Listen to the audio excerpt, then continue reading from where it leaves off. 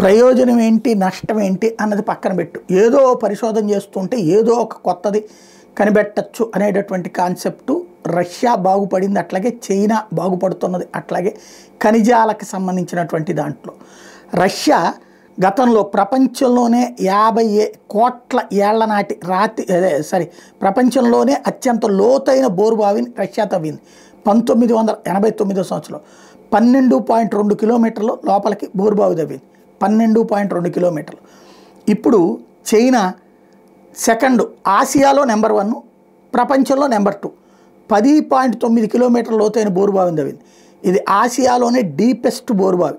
షిండీటెక్ 1 పేరుతో 2023 మే 30న ఈ ప్రాజెక్ట్ చేపడితే తాజాగా ఈ ప్రక్రియ ముగిసినట్టు చైనా ప్రకటించేసింది.